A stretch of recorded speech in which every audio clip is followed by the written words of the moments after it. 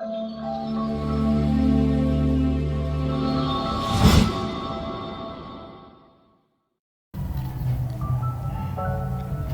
tout le monde, aujourd'hui nous allons parler de la hype du moment côté tech et il s'agit évidemment de l'intelligence artificielle ChatGPT.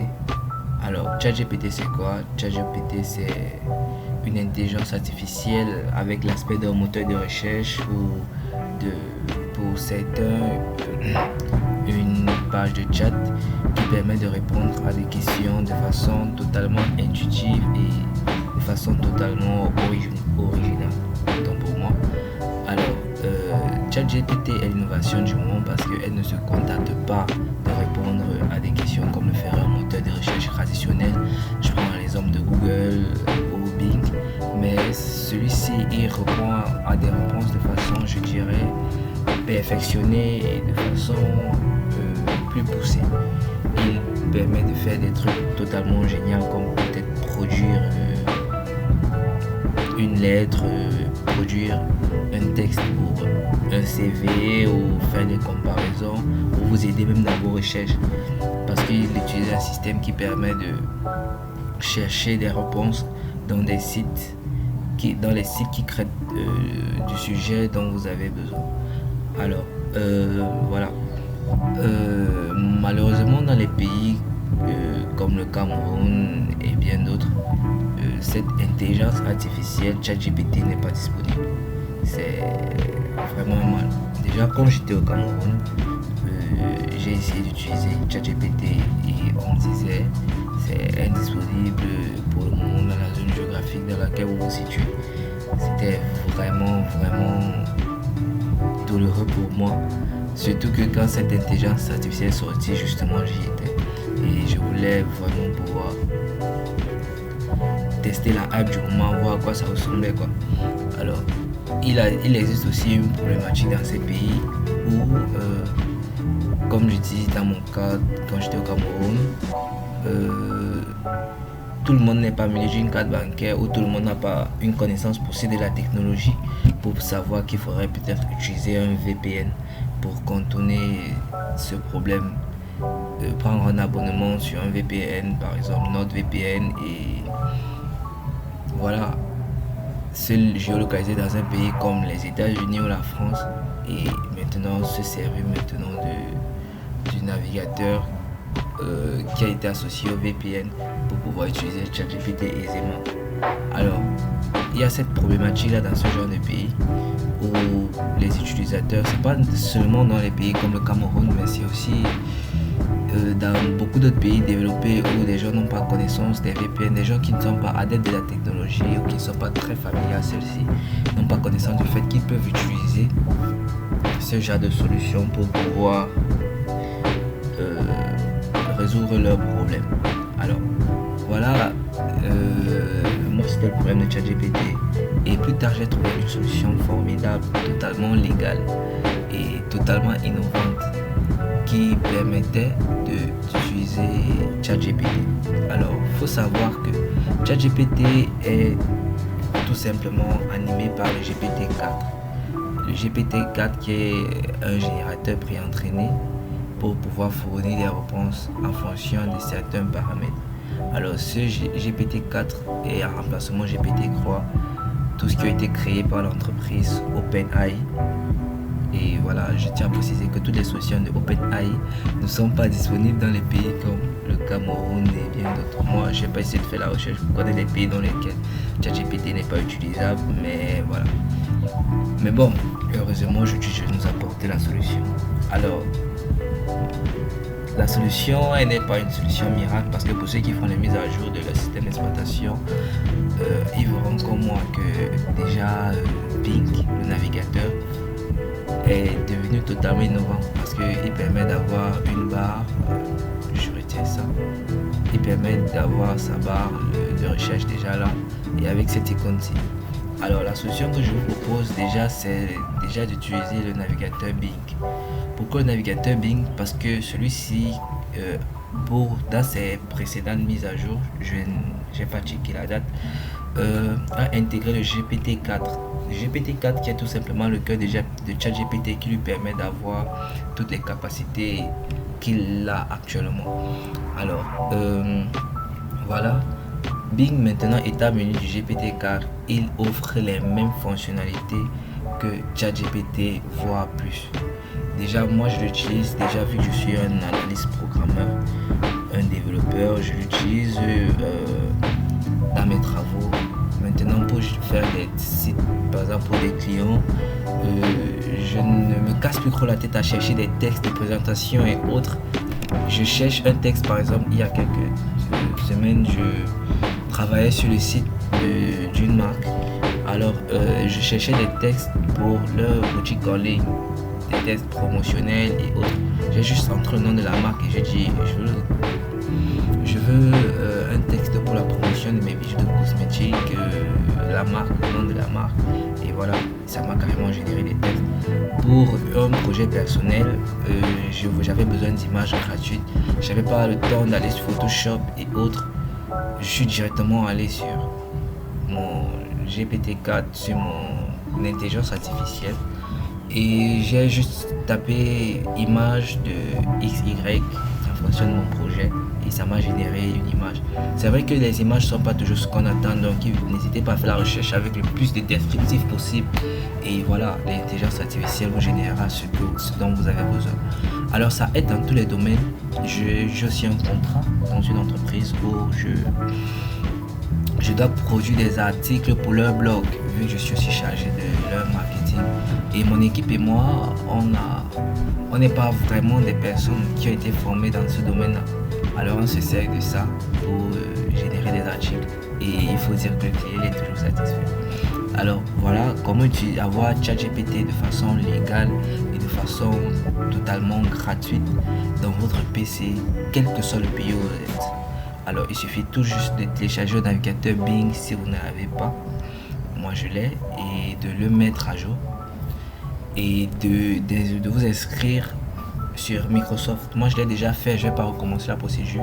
Il suffit tout juste de taper sur un navigateur Microsoft et vous pourrez entrer sur la page officielle de Microsoft où vous créez votre propre compte où le navigateur vous accompagnera lorsque vous voudrez installer, utiliser son système de chatbot qui est similaire à ChatGPT, qui je dirais qui est identique et plus performant en ce sens-là où il intègre des fonctionnalités que diverses intelligences artificielles intègrent déjà.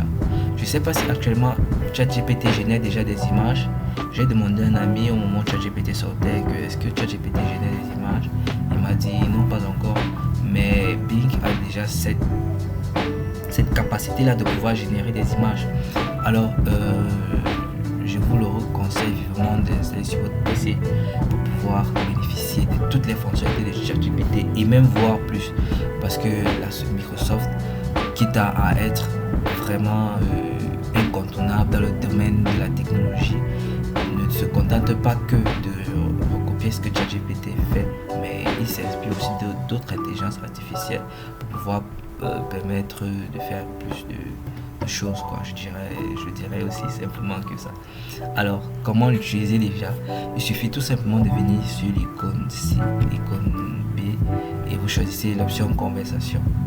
Alors, chez moi, il démarre, voilà, et vous êtes directement accueilli par le message. Chez moi, c'est en français, je suis natif français.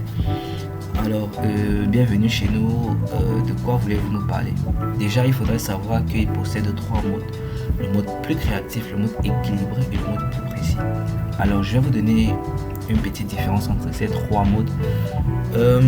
Déjà, le mode plus créatif. Le mode plus créatif, c'est le mode qui nous permet de générer des images. Il y a quelques semaines, avec le mode créatif, pour générer une image, il fallait nécessairement taper le nom de l'image en anglais. Il fallait donner le descriptif de l'image en anglais. I want to image of Mickey ou pen et bot. Par exemple, je veux une image de Mickey qui est en train de peindre un robot, par exemple. Et voilà. Il fallait utiliser le mode plus créatif et en anglais. Mais avec les mises à jour, il permet déjà de le faire en français et j'espère dans d'autres langues. Mais en français, ça marche déjà. Voilà, c'est ce mode créatif qui agit un peu comme un artiste qui va toujours nous proposer des réponses de façon diversifiée. Déjà, si je veux une comparaison entre un robot et une marmite, je prends un exemple tout bête. Il va nous proposer déjà, il va nous indiquer directement, il va pas nous indiquer directement que c'est impossible, mais il va nous dire des trucs du genre, nous décrire d'abord dans quel contexte utiliser une marmite et voilà, dans quel contexte utiliser un robot. Et voilà, et c'est le mode de présélection pour vos créations graphiques. Déjà, si je veux une chanson, je veux écrire moi une chanson sur le bouton et une montre connectée. Ouais, c'est ce mode là que je vous conseille. Maintenant, nous avons le mode plus équilibré. C'est le mode qui est utilisé, qui fait la nuance entre le mode précis et le mode créatif. Bon, je vais aller sur le mode précis plus tard. Alors, le mode plus équilibré, il est un peu créatif, mais avec une certaine précision. Moi, je le dis, le mode, il est un peu plus sérieux que le mode créatif. Parce que le mode créatif a tendance à s'écarter du sujet pour nous exactement nous proposer des réponses un peu plus créatives, un peu plus dynamiques. Je dirais pas un peu plus poussées, mais un peu plus divergentes. Et le mode équilibré nous permet de faire cet équilibre là. Je dirais par exemple, si en mode équilibré nous avons, je dirais, si en mode créatif nous voulons quelque chose de 17 paragraphes, le mode créatif ne nous fera pas forcément les 17 paragraphes. Il pourra nous proposer par exemple 18, 20, 30, 40. Tandis que le mode équilibré essaiera tout le temps de nous proposer ces 17 paragraphes là, mais il peut aussi décider de ne pas le faire. Il peut nuancer nos réponses pour nous proposer quelque chose de vraiment assez plat. Nous avons aussi le mode précis. Le mode précis qui nous permet de répondre précisément aux questions que nous posons. Par exemple, si je dis je veux exactement un texte de 150 mots, contrairement au mode créatif qui peut ne pas le faire ou nous proposer quelque chose d'un peu divergent, au mode équilibré qui peut nuancer, tenter de nous proposer ou nous proposer d'autres textes aussi. Le mode précis nous donne exactement ce dont nous avons besoin. Alors je vais faire un texte avec les différents modes. Je vais dire pour le mode créatif, je vais demander de nous générer une image. Je veux une image de Mickey. Je connais même pas écrit Mickey. Sur un vélo. Bon, c'est trop banal. Je dirais dans un avion. Voilà, je clique sur entrée et ça va chercher.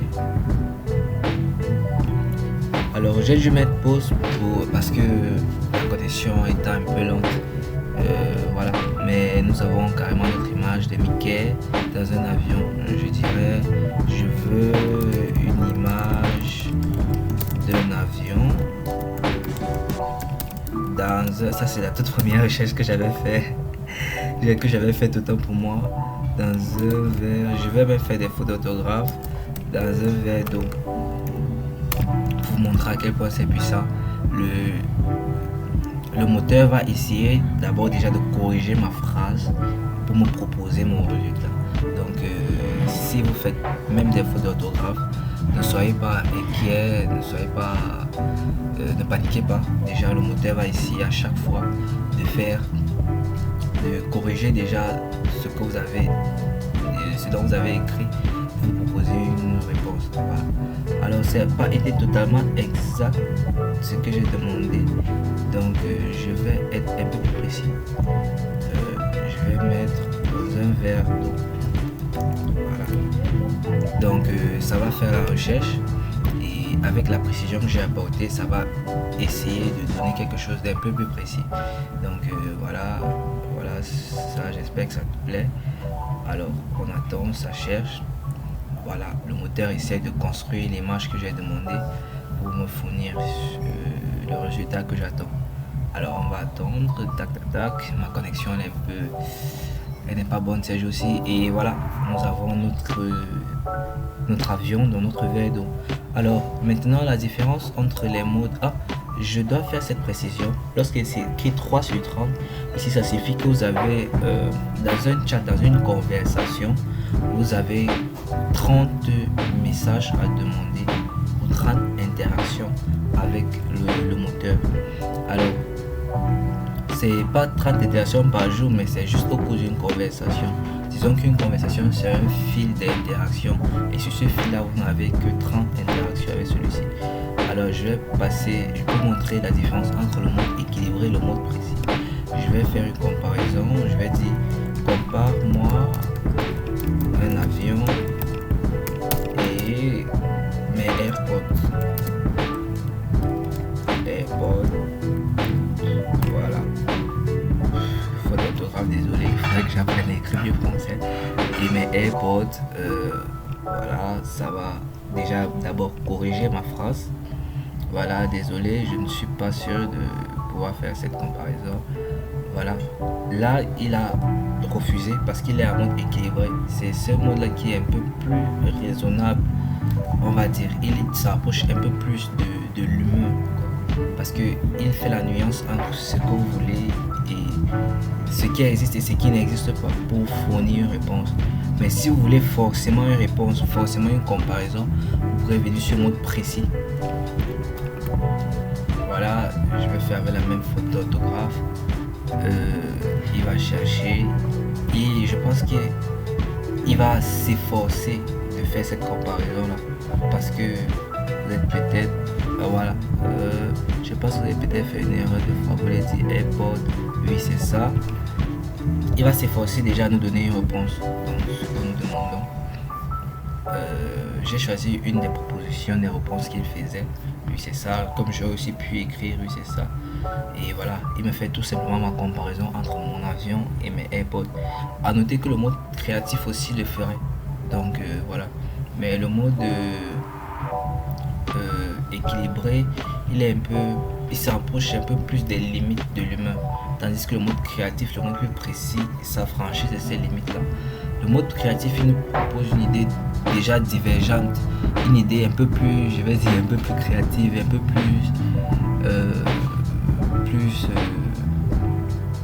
je vais rester sur le mode divergent de ce qu'on attend. Le mode précis nous donne exactement ce qu'on attend. C'est comme si on donnait un ordre. Je dirais que le mode précis, c'est comme si on donnait un ordre à l'intelligence artificielle.